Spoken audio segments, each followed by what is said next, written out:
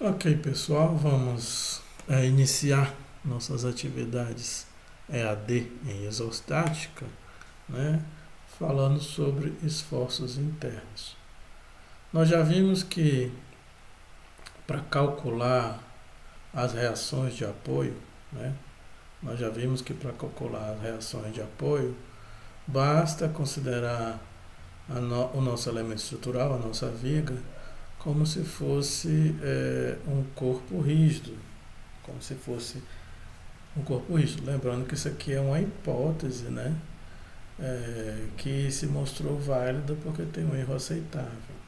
Quando eu coloco o carregamento na viga, ela vai apresentar deslocamentos.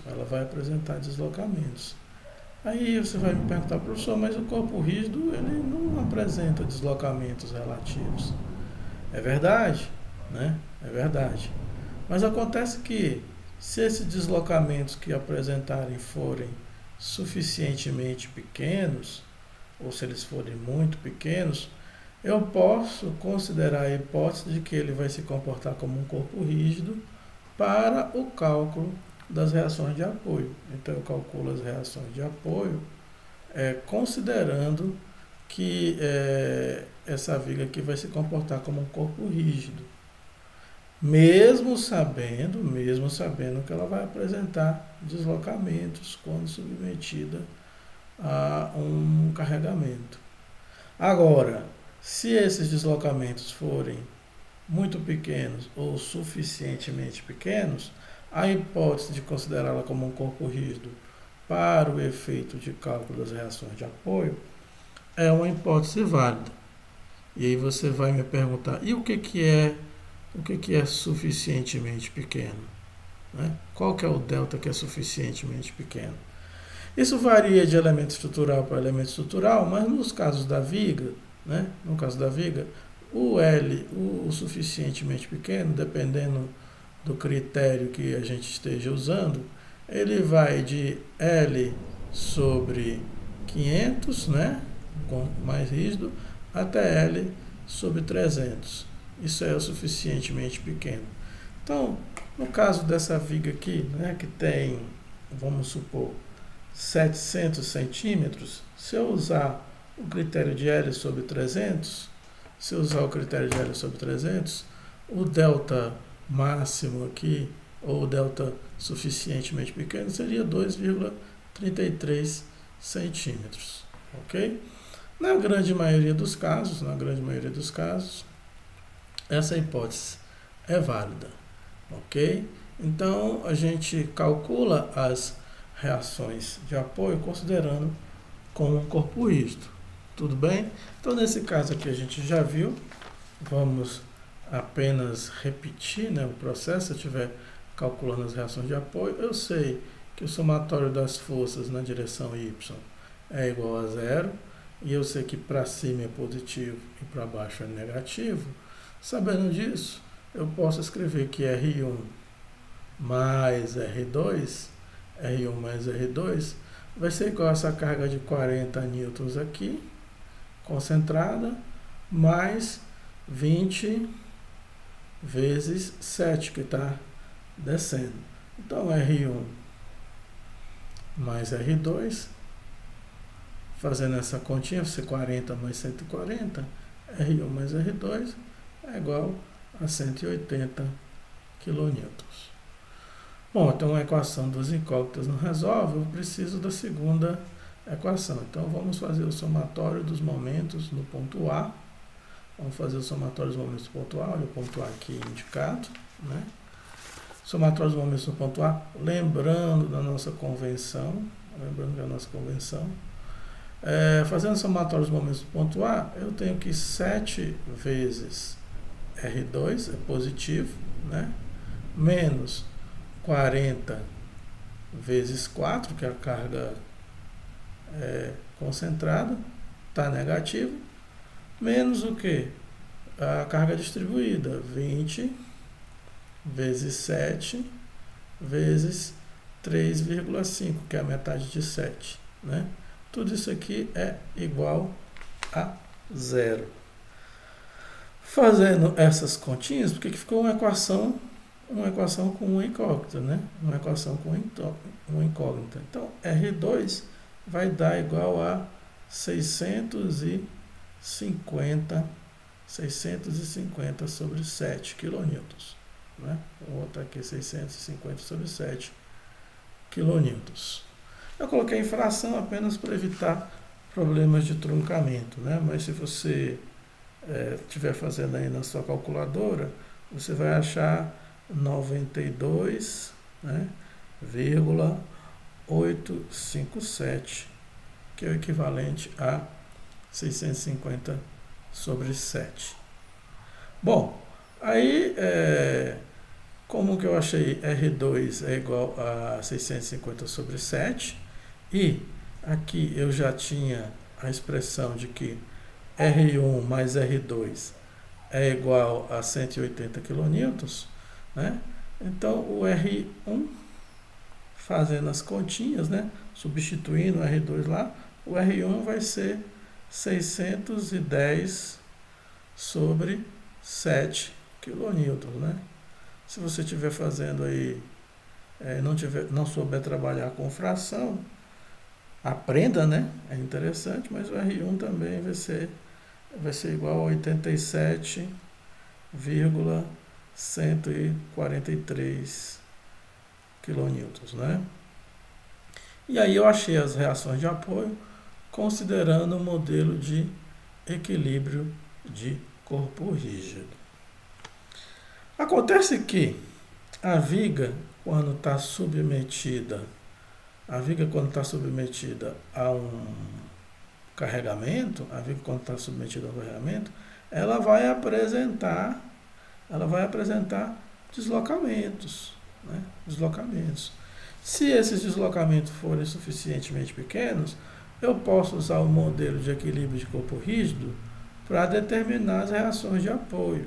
E eu até já vi o que é suficientemente pequeno.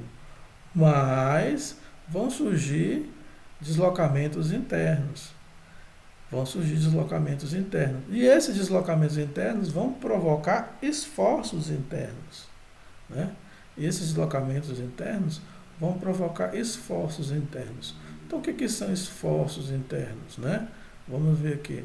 São um conjunto de tensões que vão surgir dentro da viga devido, né, como consequência dos deslocamentos que a viga, ou que o elemento estrutural vai sofrer porque foi solicitado por carregamentos. No caso de viga especificamente, nós vamos estudar dois tipos de deslocamentos, né? Se eu pegar aqui duas seções, né, distantes ΔX uma da outra, se eu pegar duas seções distantes ΔX em qualquer posição aqui da viga, se eu pegar duas seções distantes ΔX, depois, como consequência do carregamento, nessa seção aqui vai surgir dois tipos de deslocamento, no caso de viga. As seções vão girar em torno de um eixo, né? Se você pegar a sua régua, né, segurar na ponta e forçar ela no meio, como está aqui, você vai ver que a régua vai fletir, ela vai estar em flexão. Então, duas seções adjacentes, o que vai acontecer com elas, né? Duas seções adjacentes, elas vão girar, conforme está aqui, ó, mostrado no desenho. E além de girar, elas vão escorregar entre elas, né? Semelhante ao que acontece quando eu estou lá misturando as cartas do baralho. Vai haver um giro aqui, né? Entre as duas seções. Coloquei o ângulo aqui φ, no caso seria dφ, porque esse ângulo é infinitesimal, né? É dφ. E aqui vai ter um deslizamento entre as seções dH. Esses são deslocamentos que foram provocados pelas forças que solicitam a estrutura, né? Então, se está provocando esses deslocamentos relativos, significa que a partir de agora eu não considero mais o modelo de equilíbrio de corpo rígido, que foi utilizado apenas para calcular as reações de apoio. A partir de agora eu estou considerando esse sólido aqui é um sólido deslocável, ou seja, um sólido que, quando submetido a solicitações externas, apresenta deslocamentos relativos. Como consequência desses deslocamentos relativos, o que vai acontecer? Por exemplo, devido a esse giro aqui, o que vai acontecer? Olhando a seção transversal de frente, uma parte da seção transversal vai ficar comprimida e a parte inferior vai ficar tracionada, conforme esse carregamento aqui solicita, né? Esse carregamento vai provocar esse deslocamento aqui de baixo, o giro e o deslizamento. O giro vai fazer com que na seção transversal a parte superior da seção transversal fique comprimida e a parte inferior da seção transversal fique tracionada, né? Vão surgir tensões de compressão na parte superior e tensões de tração na parte inferior. Se eu pegar essas tensões de compressão e multiplicar pela área que está submetida à compressão, eu vou ter uma resultante de compressão. Fazendo a mesma coisa na parte de baixo, eu vou ter uma resultante de tração. Essas duas resultantes de compressão e de tração vão estar paralelas, né? Vão ser paralelas e vão estar distantes Z uma da outra. Isso aqui forma um binário, né? E o nome desse binário é momento fletor. O nome do binário é momento fletor. O momento fletor, portanto, é um esforço interno, né? É um esforço interno, consequência do deslocamento interno, consequência da solicitação externa. Então, na sequência eu tenho uma solicitação externa. Essa solicitação externa provoca deslocamentos internos. Esses deslocamentos internos provocam tensões internas. Essas tensões internas geram um esforço interno. Nesse primeiro caso aqui eu chamei momento fletor, que é o esforço interno associado ao deslocamento giro nas seções transversais. Mas nós vimos também que existe um deslizamento entre as seções transversais. Esse deslizamento, assim como um giro, ele é consequência dos deslocamentos que a estrutura sofre ao ser submetida a um carregamento externo. Então, esse deslocamento, esse escorregamento, né, entre seções adjacentes, vão provocar tensões de cisalhamento, né? Tensões de cisalhamento. Vocês vão ver isso mais detalhadamente quando estiver estudando a resistência do material.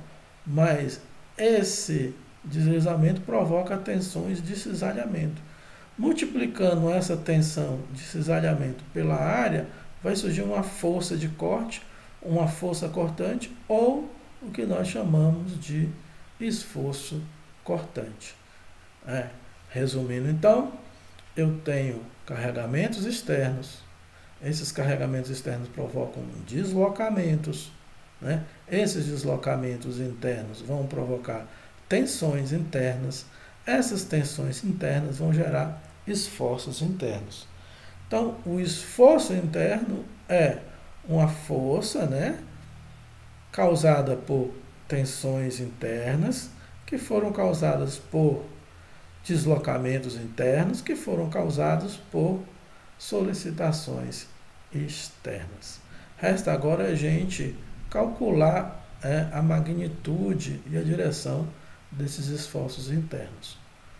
Para calcular isso, eu vou adotar algumas convenções, né, para facilitar isso. A primeira convenção que nós vamos adotar no nosso curso é a convenção de fibras, né? O que é fibra? Então, eu tenho um eixo da viga.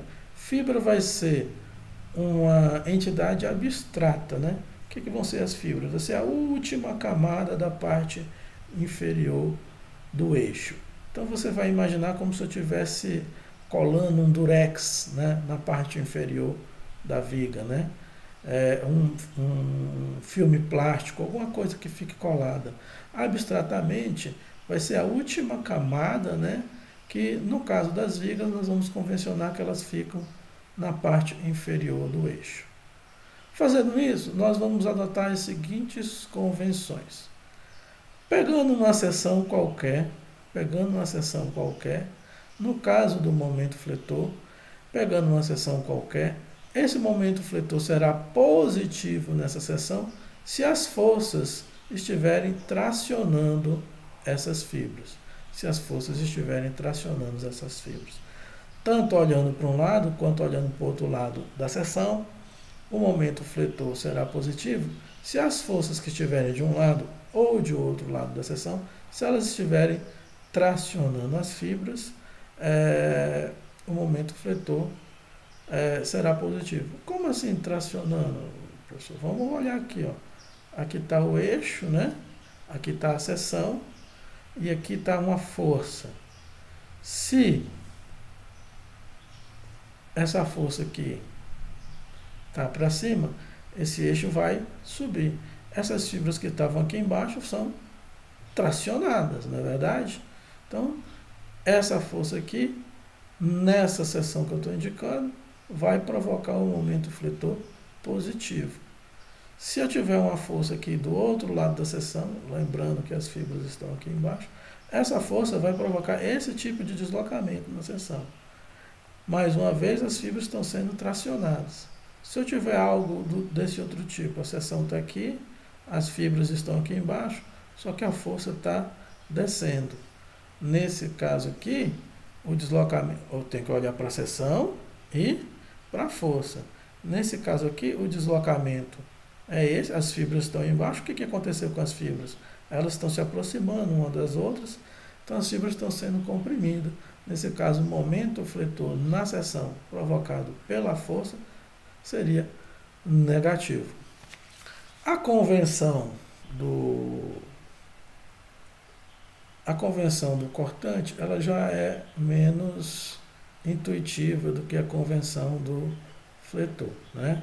A convenção do cortante, ela já é menos intuitiva do que a convenção do fletor. Nós, nessa altura do campeonato, sem maiores informações, nós vamos apenas acreditar nessa convenção. E convenção é uma combinação.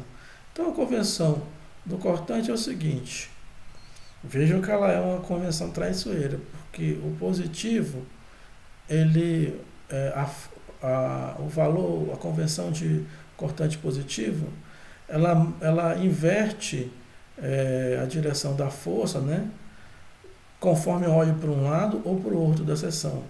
No caso do momento fletor, tanto fazia olhar para um lado quanto para o outro. Se estivesse tracionando, o momento fletor seria positivo. O momento fletor é positivo. No caso do cortante, se eu estiver olhando aqui para a esquerda da seção, o que sobe é positivo.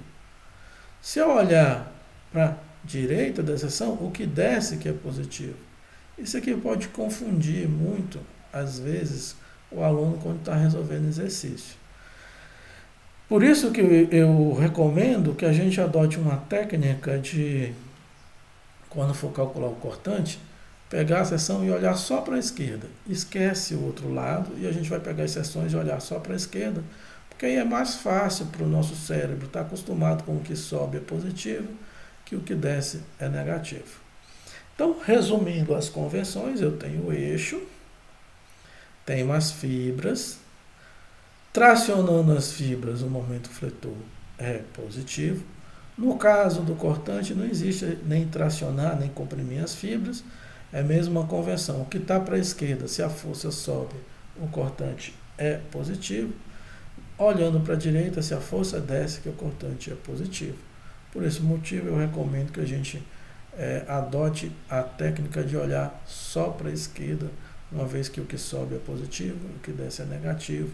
Não vai dar confusão mental. Adotando essas convenções, vamos ver onde que me interessa saber, os pontos que me interessam saber, o valor desses esforços internos. Bom, o que é ponto de interesse? Eu não vou calcular nesse momento o valor dos esforços internos nos infinitos pontos que pode ter aqui na estrutura.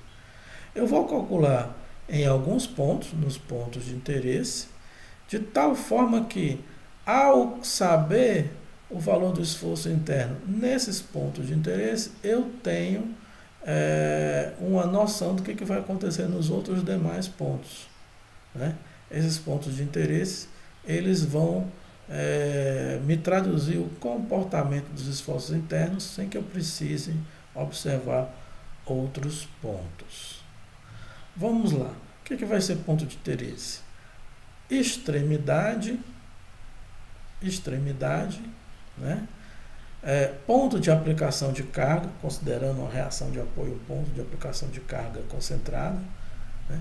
Aqui eu tenho também no ponto B uma carga concentrada, e no ponto C é uma extremidade, mas também tem uma carga concentrada. Então, extremidades e onde tem carga concentrada é ponto de interesse. Ok? Então, vamos para o esforço cortante. Depois vamos ver para o momento fletor, que é o mais fácil, né? Bom, vamos calcular o valor do esforço cortante nos pontos de interesse, que é a próxima etapa. Bom, no procedimento de cálculo do esforço cortante, onde tiver uma carga concentrada, eu tenho que calcular o esforço cortante numa seção imediatamente antes da carga concentrada e numa seção imediatamente depois da carga concentrada. Imediatamente significa que a distância entre a seção e a carga é uma distância infinitesimal. Isso significa que nesse ponto aqui, onde tem carga concentrada, vão existir dois valores para o esforço cortante. Vai haver uma descontinuidade aqui. Descontinuidade é essa provocada pela carga. Vamos lá proceder ao cálculo, que fica mais fácil da gente entender.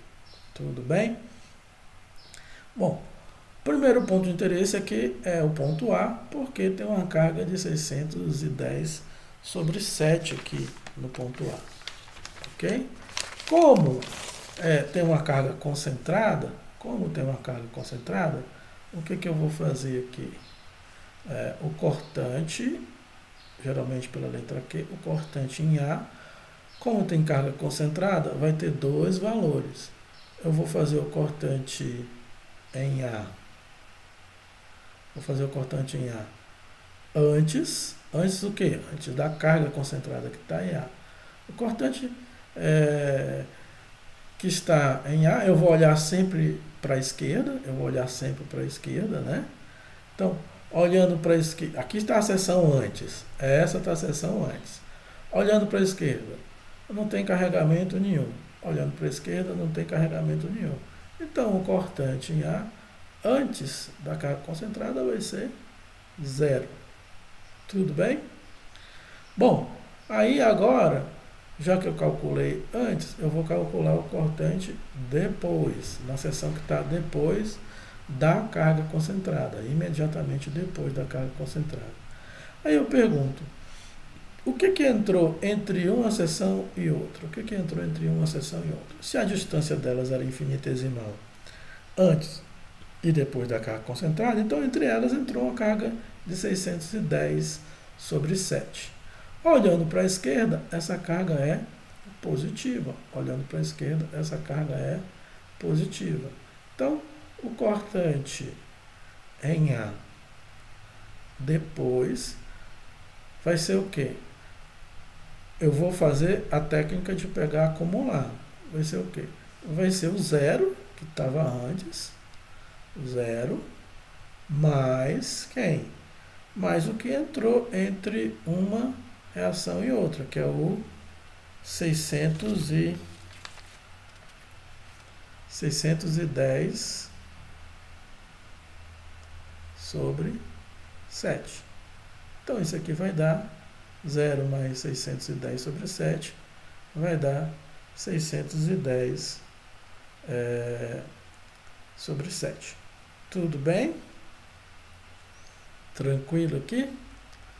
Bom, agora nós vamos fazer o cortante em B, que é o outro ponto de interesse. Cortante em B. É outro ponto de interesse. Como tem uma carga concentrada lá, vou ter dois valores lá. Né? Vai ter dois valores lá. Vai ter um imediatamente antes e um imediatamente depois. Então, imediatamente antes, o que tinha acumulado até a sessão anterior? O que tinha acumulado até a sessão anterior era, vai vindo aqui, né? O 610 sobre 7. Era o 610 sobre 7. O que entrou de novidade entre uma sessão e outra? Entrou menos 20 vezes 4. Entrou menos 20 vezes 4. Não é? De onde que veio esse menos 20 vezes 4? Veio dessa carga distribuída aqui. Por que menos? Ora, porque a carga está para baixo. A carga está para baixo. E olhando para a esquerda, o que está para baixo é negativo. E olhando para a esquerda, o que está para baixo é negativo. Então, o que eu vou fazer aqui? 610 dividido por 7 menos 80, que é 20 sobre 4, né? Vai dar o quê? 50 sobre 7. Tudo bem? Estou colocando em fração aqui apenas para evitar aqueles truncamentos. 50 sobre 7. Que vai dar 7,143 por aí. Tudo bem? Bom, o cortante em B depois vai ser o quê? Ele vai pegar esse 50 sobre 7 que deu positivo, coloca aqui 50 sobre 7. O que vai entrar de novidade? Menos 40. O que vai entrar de novidade? Menos 40, que é o que tinha entre uma seção e outra. Então, eu faço 50 sobre 7 menos 40, vai dar menos 230, vai dar menos 230 sobre 7. Só esticando aqui. Esse aqui foi o cortante em B antes e o cortante em B depois. O que está faltando agora? O próximo ponto de interesse é o ponto C. Eu vou calcular antes e depois. Muito bem, então vamos lá. Eu vou escrever aqui cortante em C. Cortante em C antes. Ele vai herdar o que já tinha acumulado, menos 230.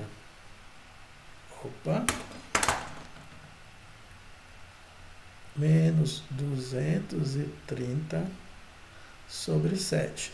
Esse menos 230 sobre 7 é o que tinha aqui nessa seção. Aqui estava imediatamente depois da carga em B.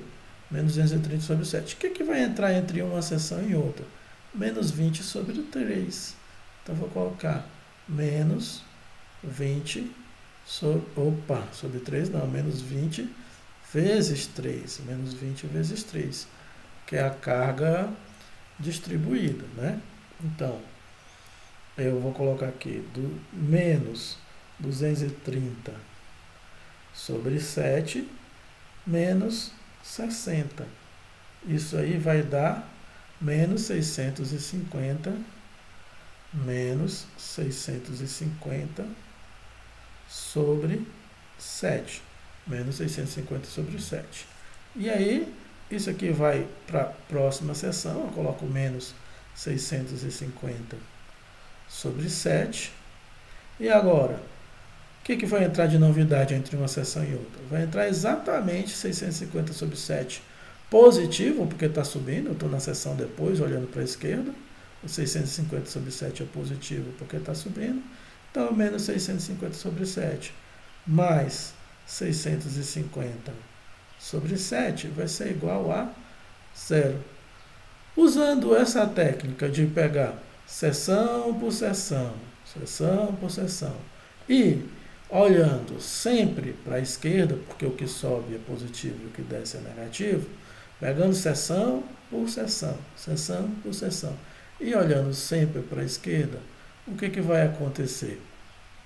No final, na última soma, o cortante naturalmente tem que dar zero.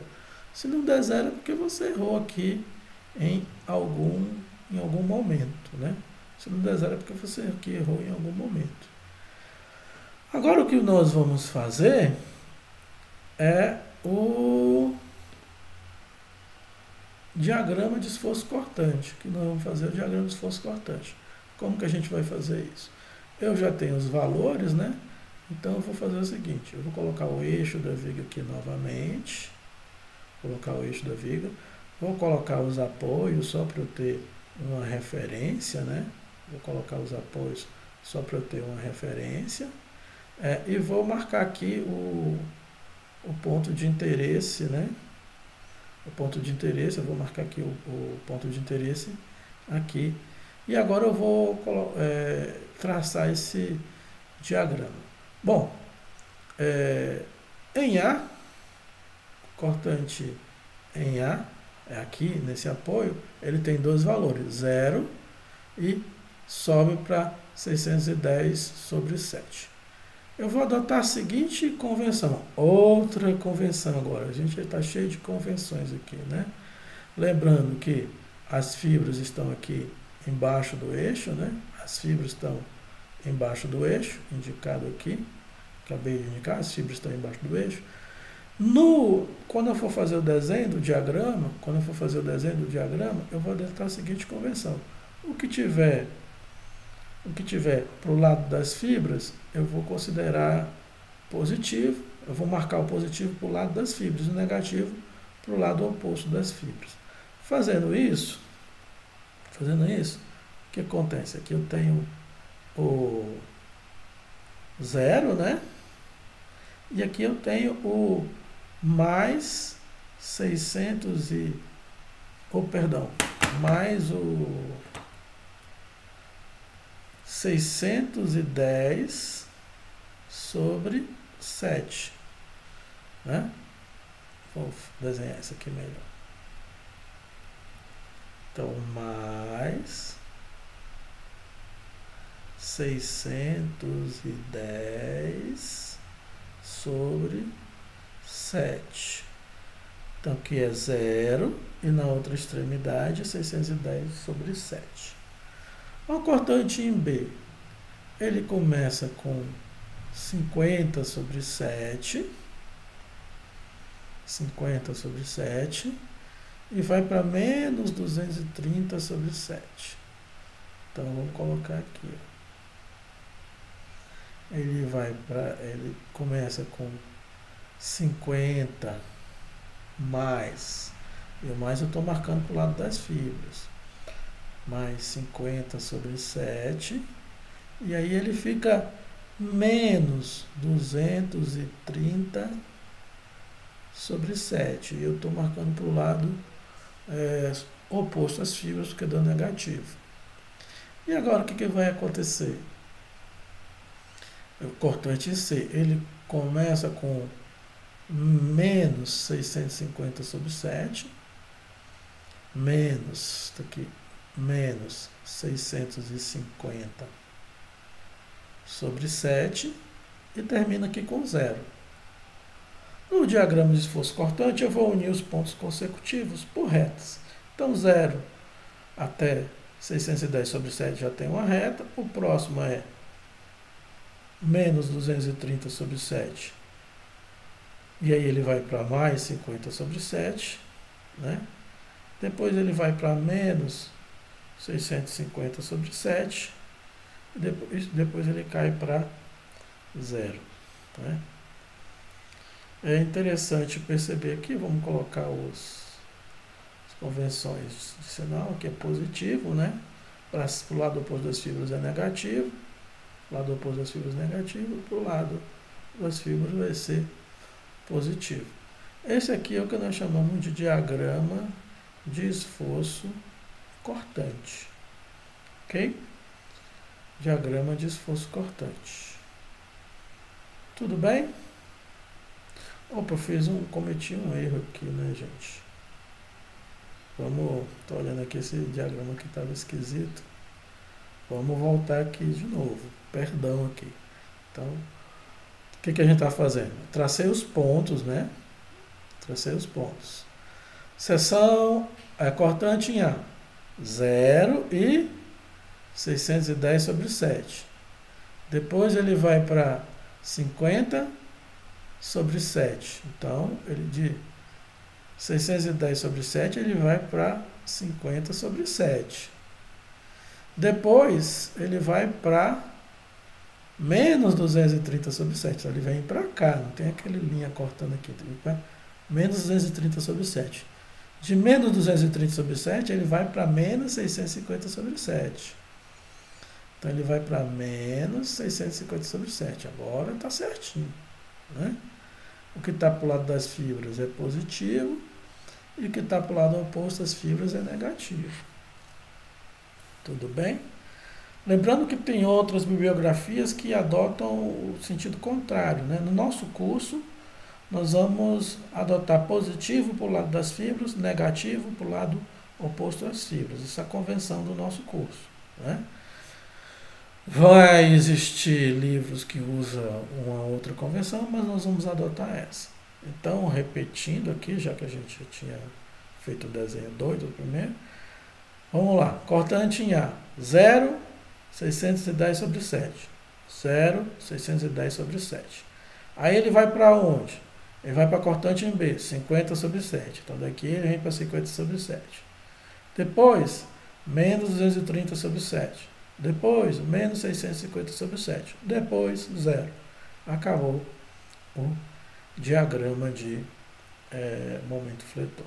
Ou de esforço cortante. Diagrama de esforço cortante. O diagrama de esforço cortante gerou um outro ponto de interesse para mim, que é o ponto onde esse diagrama intercepta o eixo. O ponto onde esse diagrama intercepta o eixo vai ser um ponto de interesse. Vai ser um ponto de interesse para o momento fletor. Para o momento fletor.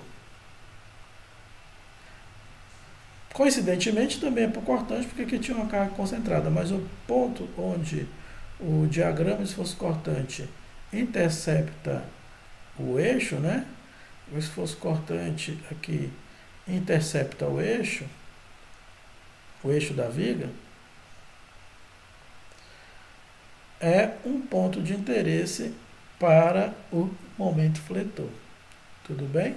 Além das extremidades e da carga concentrada. Nesse caso aqui, quando eu for calcular o diagrama de momento fletor, ele vai ser ponto de interesse porque tem carga concentrada e também porque o cortante intercepta lá. Tudo bem? Então vamos para o momento fletor.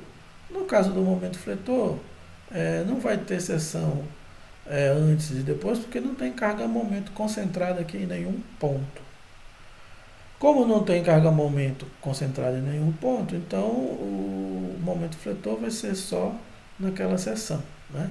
Lembrando aqui, vamos lembrar aqui, que a convenção do momento fletor, vamos colocar aqui embaixo, olhando para um lado ou para o outro das fibras, o positivo é o que traciona as fibras, vamos calcular aqui, ó, momento fletor no ponto A, momento fletor no ponto A.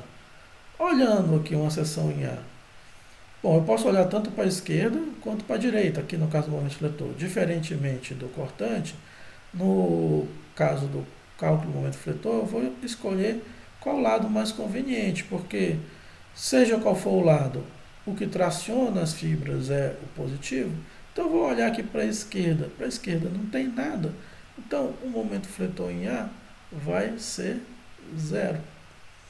Bom, o momento fletor em C, pelo mesmo motivo, vai ser 0, ora. Eu pego uma seção aqui em C. Agora eu vou olhar para a direita. Não tem nada, então o momento fletor em C é 0. Bom, agora eu vou calcular o momento fletor em B por dois motivos. Primeiro, porque tem uma carga concentrada. E segundo, porque o diagrama de esforço cortante intercepta aqui nesse ponto em B. Então, fazendo isso, Aqui tanto faz olhar para a esquerda ou para a direita, né? Não vai fazer muita diferença. Então vamos calcular o momento fletor no ponto B. Vamos calcular o momento fletor no ponto B. Pegando essa seção aqui que está em B, pegando essa seção aqui que está em B e olhando para a esquerda. E olhando para a esquerda. Fazendo isso, o que eu vou ter? Eu vou ter os 610 sobre 7 vezes 4 e ele vai estar tracionando as fibras, né? Esse 610 sobre 7, né, vezes 4 vai estar tracionando as fibras, então o momento fletor é positivo. E vou ter aqui 20 vezes 4 vezes 2, comprimindo as fibras. 20 vezes 4 vezes 2, que é o que está antes da seção, comprimindo as fibras. Se está comprimindo, menos 20 vezes 4 vezes 2. Esse é o momento fletor em B, né? Então, o momento fletor em B, olhando, pegando a seção e olhando para a esquerda, o momento fletor em B vai ser, fazendo a continha que está aqui em cima, vai ser 1.320 sobre 7, 1.320 sobre 7 quilonewton vezes metro. 1.320 sobre 7 quilonewton vezes metro, né? Se você optar em olhar para o outro lado, né, vamos supor que como aqui tanto fez, né, esse aqui foi olhando para a esquerda, né? Olhando para a esquerda. Se você olhar para a direita, momento fletor em B, olhando para o lado direito, vou colocar aqui, vai ser 650 sobre 7, 650 sobre 7, vezes 3, positivo, porque tracionando, menos o que? 20 vezes 3 vezes 1,5, menos 1,5. Vamos escrever isso aqui melhor, ficou apertado, né? Vamos escrever aqui melhor. Então, repetindo, se eu olhar para a direita, o momento fletor é em B, o momento fletor é em B, está aqui a seção, vou olhar para a direita. O que eu vou ver? 650 sobre 7, tracionando as fibras, e 20 vezes 3 vezes a metade de 3, comprimindo as fibras. Então, vai ser 650 sobre 7, menos 20 vezes 3 vezes a metade de 3. Né? Fazendo essas continhas, o momento fletor em B vai dar a mesma coisa, vai dar 1.320 sobre 7. Vai dar 1.320 sobre 7. E aí eu vou fazer o diagrama de momento fletor agora, que é o diagrama do momento fletor. Vou botar o eixo aqui. Vou botar o eixo aqui.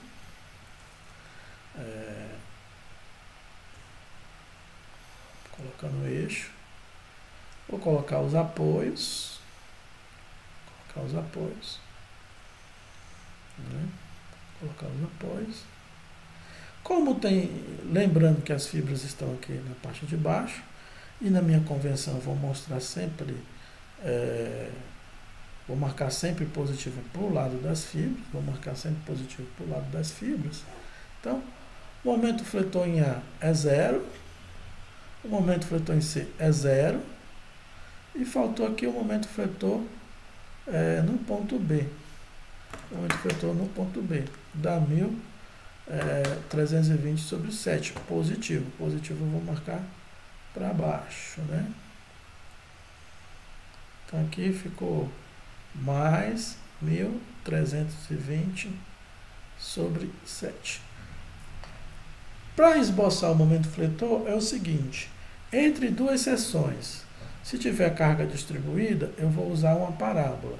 Se não tiver carga distribuída, tiver carga nenhuma, eu vou usar uma reta. Como tem carga distribuída aqui ao longo de toda a viga, então vai ser uma parábola que vai me dar o momento fletor. Vai ser uma parábola que vai me dar o valor do momento fletor.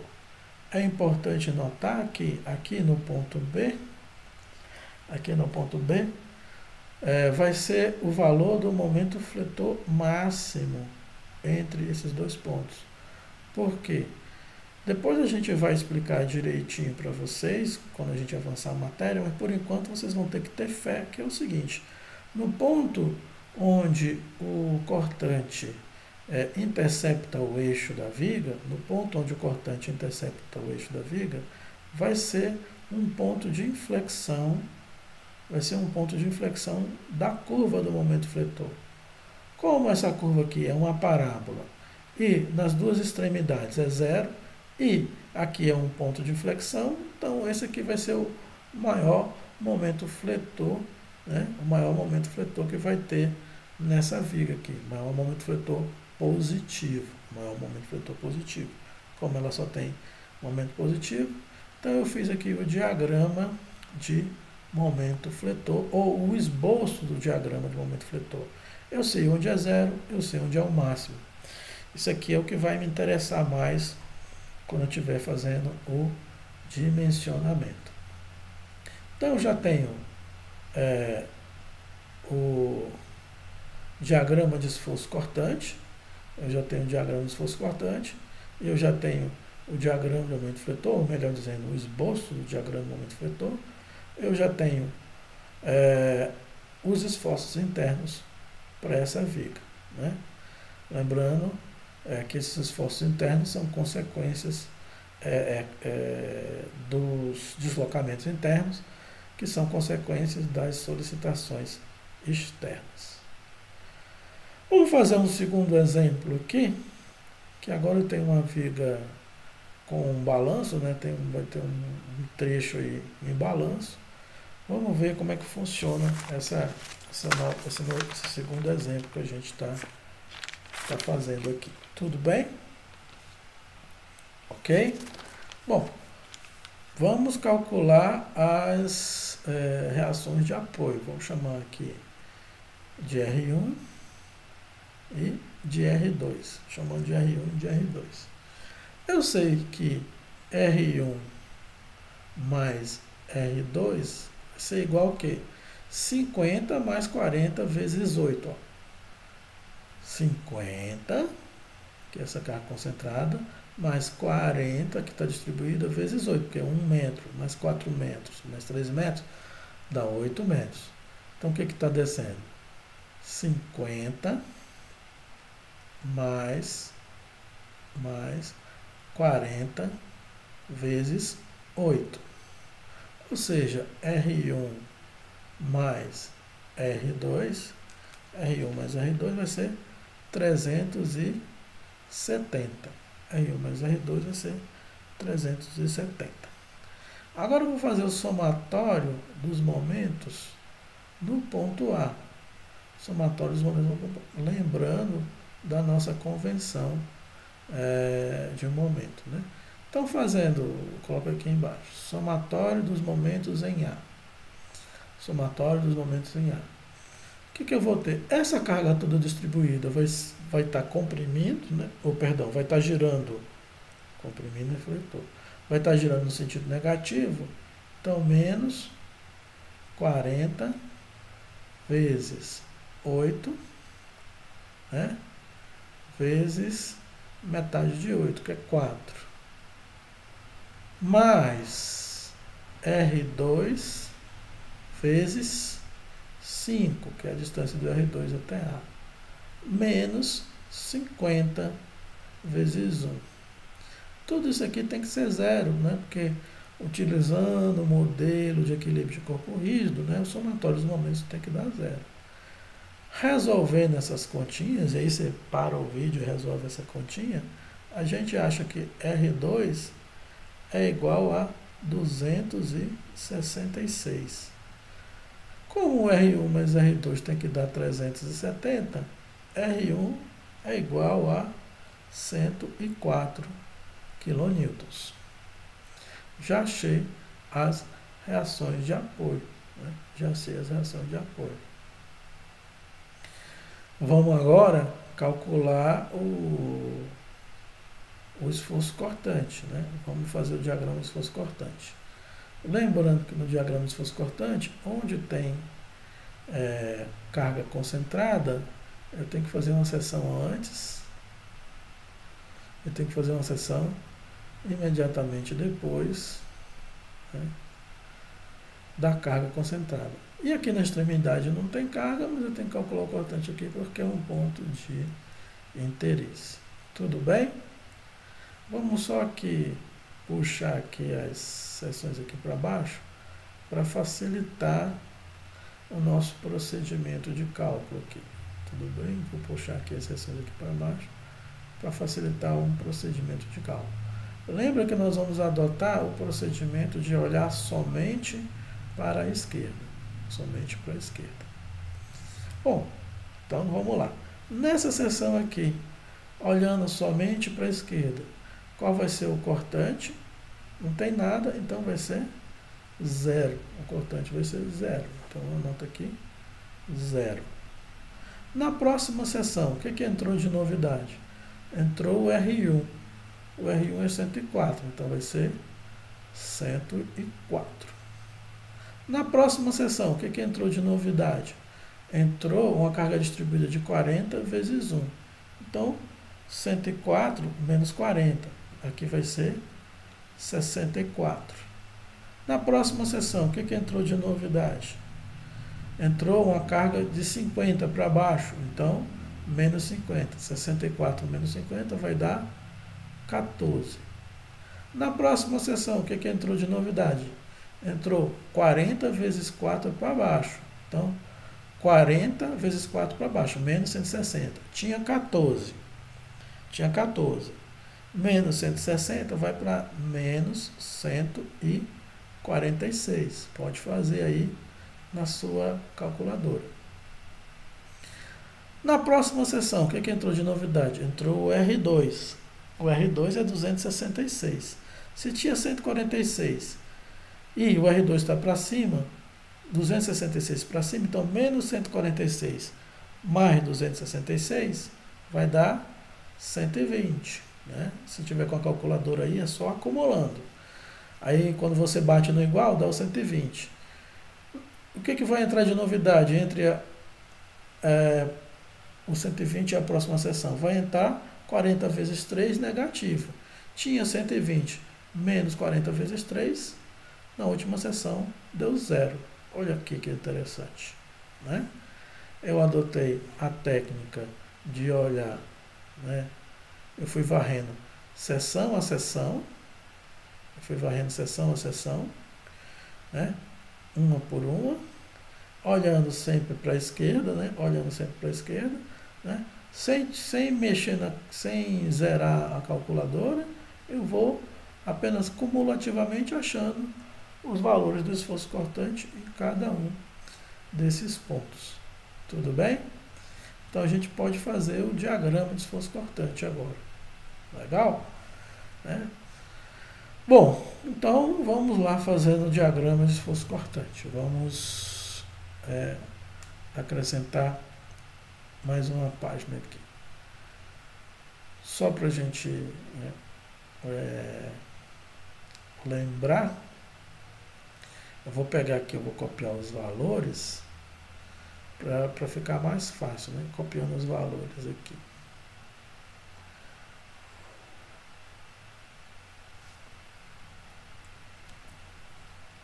Vou colocar aqui em cima.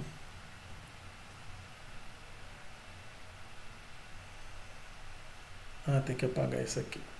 Perdão.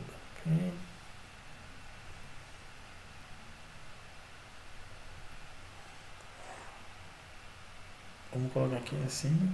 Esses são os valores que eu já calculei. Aí eu vou agora traçar esse diagrama. Vou colocar aqui. Né? Aqui é o apoio. Aqui era um outro apoio. Né? E aqui tinha uma carga concentrada de 50. Então, vamos lá. No primeiro ponto, que é esse aqui, ele pula de 0 para 104. Eu estou adotando a convenção, de marcar positivo para o lado das fibras. Como as fibras estão para baixo, aqui vai ser o 104, 0,104. Depois ele vai de 64 para 14. Então, o que acontece aqui? Ele vai de 60, os dois estão positivos, né? Os dois estão positivos. Então, vamos lá. Esse aqui vai ser o 64. Esse aqui vai ser o 14. Depois ele vai para menos 146 e 120. Menos 146 e 120. Vamos marcar aqui.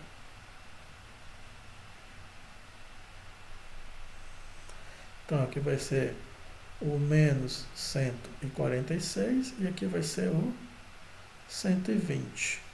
Depois ele vai para 0.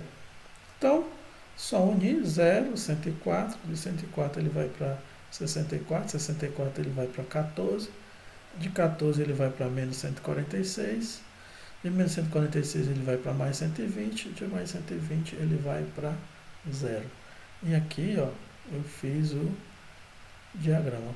O que é positivo está para o lado das fibras, o que é negativo está para o lado oposto das fibras. Vai acontecer uma coisa bem interessante aqui. No nosso diagrama de esforço cortante. O que é interessante aqui?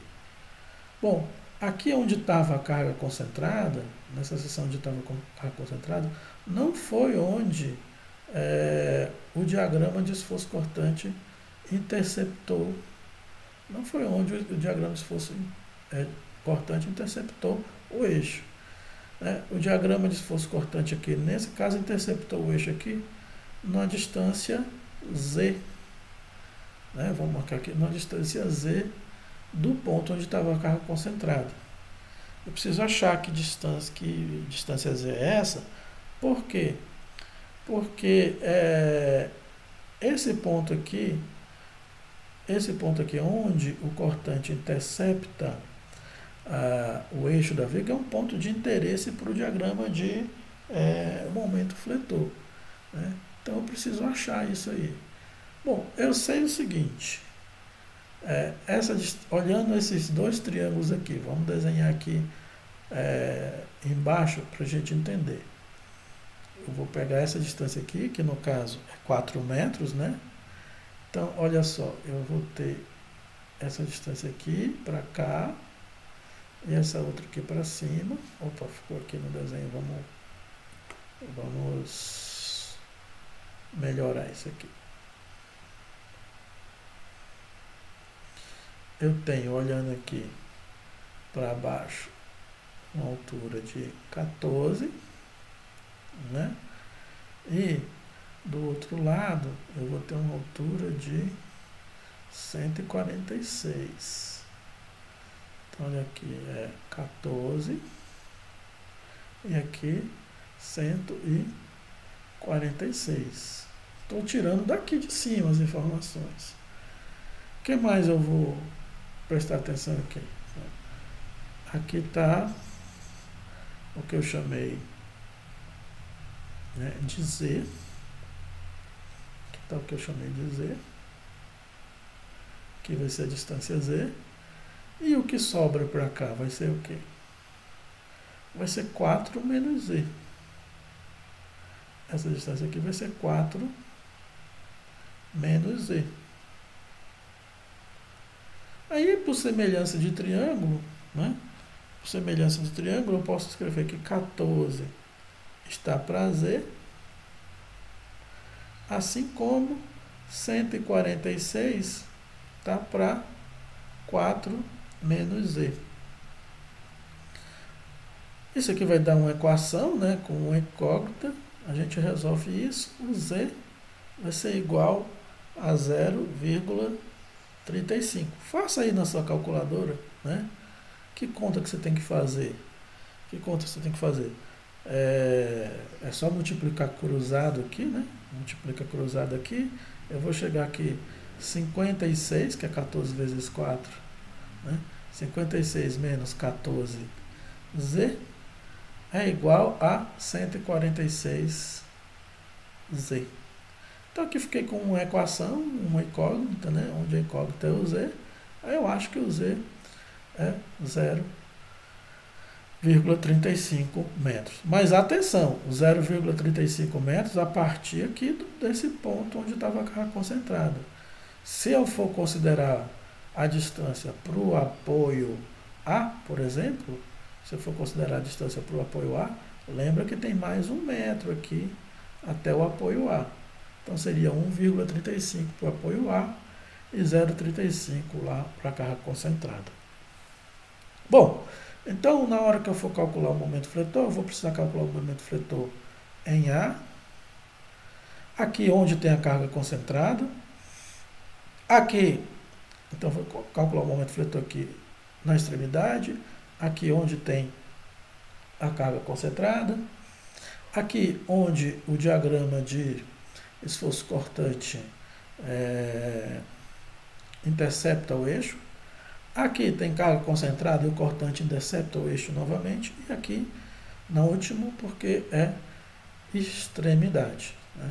Porque é extremidade. Então eu preciso calcular o momento fletor nesses pontos. Tudo bem? Então, onde eu vou calcular o valor do momento fletor nesses pontos? Então, vamos pegar a estrutura novamente, né? Vamos calcular o momento fletor nos pontos. Está muito cheio aqui, né? A gente pega a estrutura e copia. Vamos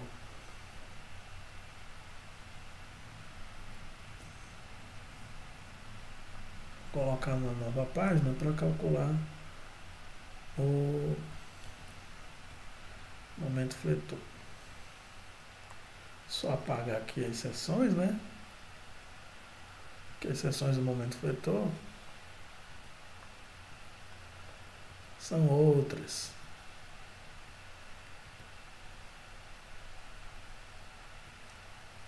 Aqui na extremidade continua, né? Mas vamos aqui desenhar onde me interessa calcular o momento fletor. Na extremidade, aqui onde tem a carga concentrada, nessa distância de 0,35 da carga concentrada, aqui onde tem o outro apoio, outra carga concentrada, e aqui na extremidade. Então vamos calcular o momento fletor aqui em cada um desses pontos, né? Bom, na extremidade aqui, pegando a seção e olhando para a esquerda, vai dar 0. Na outra extremidade também dá 0, olhando para a esquerda. O que me restou então? O momento fletor aqui, onde está a carga concentrada. Então vai ter R1, só vamos colocar o valor de R1 aqui, né, para a gente não se perder. R1 vou apagar aqui R1 e vamos botar o valor de R1 e R2 direitinho, né? O R1 vai ser 104 e o R2 266. Então o momento é 0. O momento é 0 na seção aqui. E agora o momento na seção a 1 metro de lá. É óbvio que eu vou olhar para a esquerda, porque dá muito menos trabalho. Olhando para a esquerda, o que eu vou ver? 104 vezes 1, tracionando as fibras, menos 40 vezes 1 vezes meio, 40 vezes 1 vezes meio, que é essa carga distribuída que está comprimindo as fibras, né? Então, vou ver 104 menos 40 vezes 1 vezes meio, vai ser 104 menos 20, né? Então, o momento fletor aqui vai ser mais 84. Na próxima sessão, o que vai mudar? Na próxima sessão, o que vai mudar? Vamos colocar ela aqui para a gente enxergar direitinho o que vai mudar, né? Aqui está a seção. Primeiro que essa distância toda aqui é 1,35. 1,35. E aí eu tenho uma carga de 104, né? Eu tenho a carga de 104, vou ter a distribuída de 40 aqui, e ainda tem uma carga concentrada de 50, e essa distância aqui é 0,35. As fibras estão aqui embaixo, né? Então, fazendo a conta aqui, olhando para o desenho, 104 vezes 1,35, tracionando, então é positivo, menos 40 vezes 1,35 vezes a metade de 1,35, 1,35 sobre 2, negativo, que é a carga distribuída, menos 50 vezes 0,35. Menos 50 vezes 0,35, que é o que está descendo. Fazendo essa conta, o momento fletor aqui vai dar 86,45. Você viu que deu maior que lá na carga distribuída. Agora, na próxima sessão, essa sessão aqui, eu agora, nessa sessão,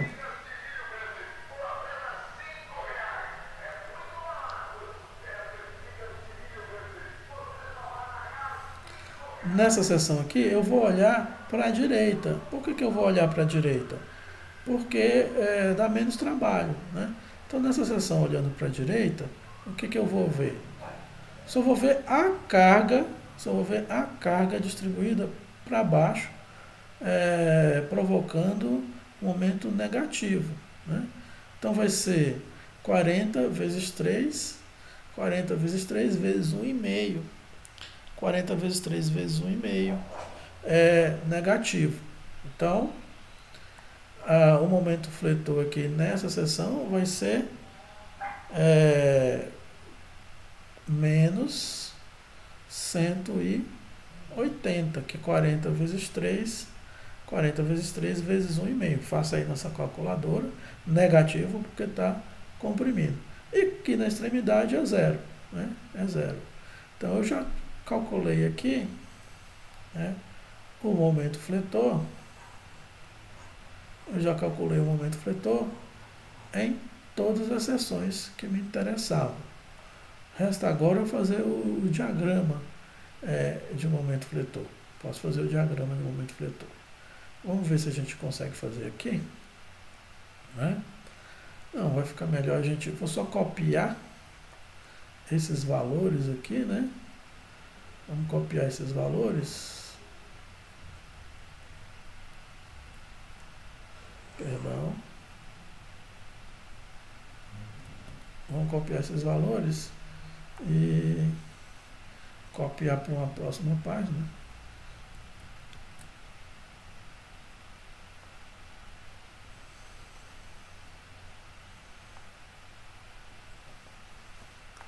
E aqui estão os valores. Vai ficar mais fácil, é só apagar essas linhas amarelas aqui. Ficou aqui.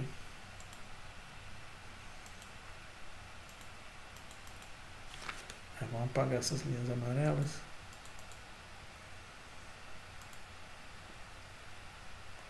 Então vamos deixar elas, vai facilitar.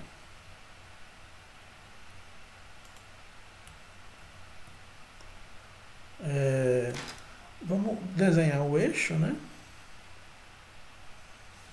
Vou desenhar um eixo aqui. Aqui é um apoio. Aqui é o outro apoio. Tem um balanço. Como eu falei para vocês, no diagrama de momento fletor, se tiver... vou marcar os pontos, né? Deu 0. 0.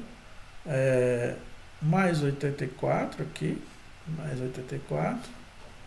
Mais 86, 45. E no outro, menos 180. Menos 180. E finalmente 0. Se tiver carga distribuída, o diagrama de momento fletor é uma parábola, né? Então, vamos pegar uma parábola que vai passar por esses pontos. Então, estou aqui desenhando a parábola, o diagrama de momento fletor, e aqui vai terminar em 0. Aqui é menos 180, aqui é mais 86, 45, aqui é mais 84. Lembrando que mais eu marco para o lado das fibras e menos para o lado oposto às fibras, né? E aí eu fiz o esboço do diagrama de momento fletor, passando aqui por todos os pontos onde eu já calculei previamente. Notando que onde eu tinha uma carga concentrada não foi o ponto de momento fletor máximo, o ponto foi aqui a 35 centímetros para a direita, né? Uma coisa interessante aqui, antes da gente finalizar, é como que eu sei que a concavidade aqui está voltada para cima? Como que eu sei que a concavidade está voltada para cima? Eu vou calcular o momento fletor aqui no meio desse vão. Vou calcular o momento fletor no meio desse vão. Lembrando que esse vão tinha 3 metros, né? Tinha 3 metros e uma carga distribuída de 40. Uma carga distribuída de 40, né? Porque ficava 40 vezes 3 vezes 1,5 deu 180 negativo. No meio, o momento fletor aqui no meio do vão, olhando para a direita, vai ser 40 vezes 1,5 vezes 0,75, que é a metade, né? Então, aqui vai dar menos 45. Aí é o seguinte, se esse valor aqui, 45 em módulo, se o 45 for menor que a metade do 180, que é o máximo, então, se ele for menor que 90, então a concavidade é para cima. Se fosse maior, seria o contrário. Na maioria dos casos, a concavidade vai dar para cima aqui no balanço. No balanço, a maioria dos casos, a concavidade dá para cima. Mas, se eu tiver na dúvida, é só verificar o momento fletor no meio do vão, onde eu estou na dúvida da concavidade, 45 menor que 90, que é metade de 180, concavidade para cima. Mas no balanço, né, normalmente a concavidade dá para cima mesmo. Então aqui eu finalizei o esboço do diagrama de momento fletor. Tudo bem? Como tarefa para vocês resolverem, né, e finalizar a aula, a gente passa o seguinte exercício, né?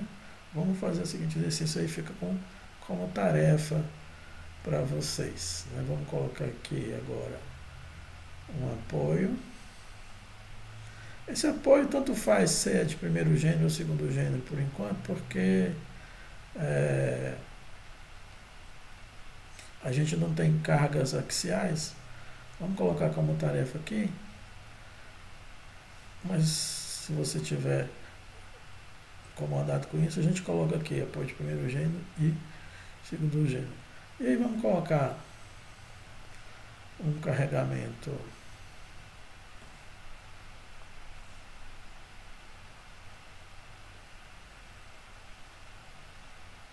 distribuído aqui. Vou aumentar ele aqui um pouquinho. Vem para cá.